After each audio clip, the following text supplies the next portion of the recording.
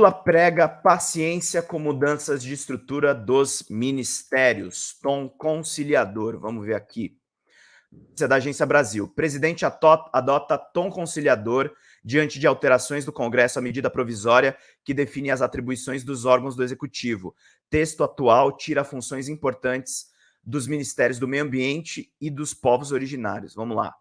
Presidente Luiz Inácio Lula da Silva minimizou as mudanças em atribuições de 2 dos seus ministérios promovidos por uma comissão do Congresso Nacional que analisa a medida provisória que definiu a estrutura administrativa do seu governo. Em discurso durante o evento do Dia Nacional da Indústria, promovido pela Federação das Indústrias do Estado de São Paulo, a Fiesp, na capital paulista, nesta quinta-feira, dia 25 de maio, ele assegurou que há prazo para negociar as modificações. Quando eu li a imprensa hoje, a impressão que eu tive é que o mundo tinha acabado. Lula foi derrotado pelo Congresso, acaba-se o ministério disso, acaba-se o ministério daquilo. Eu fui ler e o que estava acontecendo era a coisa mais normal.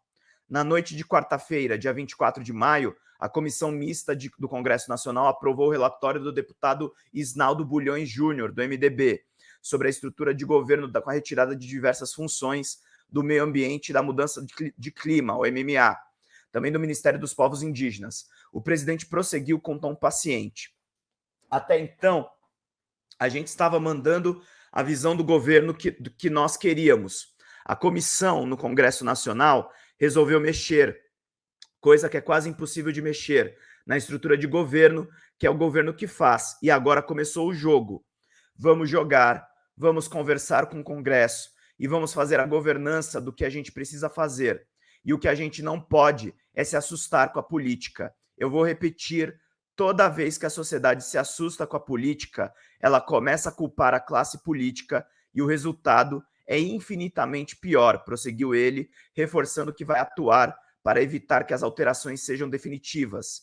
A MP precisa ser aprovada pelo Congresso Nacional até o dia 1º de junho, para não perder a validade. Mesmo que as mudanças feitas pelo relator Isnaldo Bulhões, do MDB, sejam mantidas, Lula ainda terá a possibilidade de vetar trechos da MP. Caso isso ocorra, os vetos deverão ser confirmados posteriormente pelo Congresso.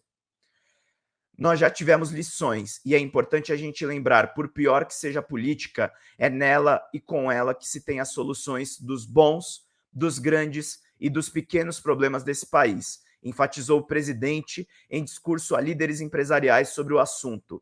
As atribuições.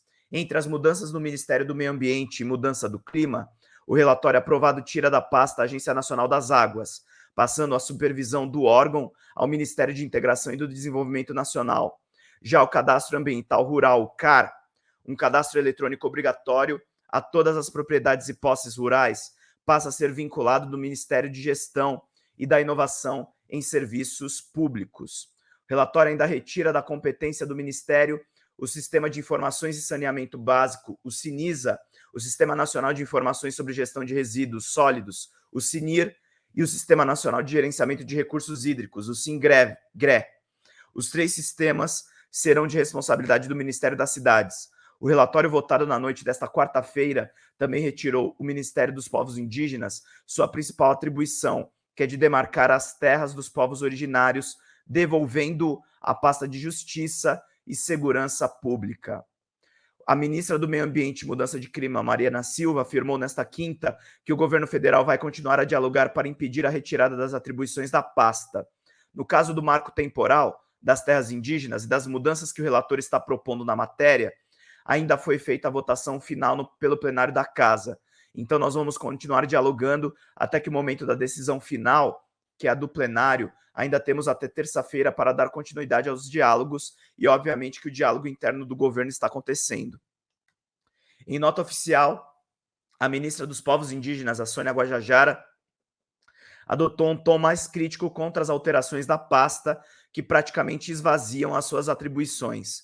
Todo mundo lembra da campanha do presidente Lula, que trouxe a pauta indígena para o centro da sua campanha eleitoral, assumindo o compromisso de retornar os processos de demarcação das terras indígenas. Foi nessa perspectiva que foi criado o Ministério dos Povos Indígenas. E agora nós vemos esse Congresso promovendo um verdadeiro ataque a esse ministério, num país que levou 523 anos para reconhecer a importância dos povos indígenas e menos de 5 meses para tentar nos calar e nos tutelar novamente. A pasta argumentou ainda que os dados apontam que a demarcação de terras indígenas é a medida do governo federal mais aprovada pela população brasileira, com 65% de apoio na sociedade, segundo pesquisas de opinião. Na manhã desta sexta, Lula se reunirá com Marina e Sônia Guajajara no Palácio do Planalto para analisar a situação dos dois ministérios e definir as estratégias para reverter as mudanças. O encontro, segundo a Secretaria de Comunicação Social da Presidência da República, está marcado para as 11 da manhã, daqui a pouco. Também nota, o Observatório do Clima criticou o que considerou uma postura pouco combativa do governo Lula para tentar evitar mudanças na sua própria estrutura administrativa. O movimento espanta um pouco num Congresso dominado pelo combo ruralistas e extrema-direita, que desde o começo do ano vem tentando fazer passar todas as boiadas que o bolsonarismo não conseguiu. O que chama atenção é que o governo Lula sequer fingiu indignação ao descobrir que não manda nem na organização dos próprios ministérios. O Conselho Indigenista Missionário CIMI, com forte atuação na agenda indígena, foi na mesma linha ao criticar a postura do Poder Legislativo e ameaça às populações tradicionais.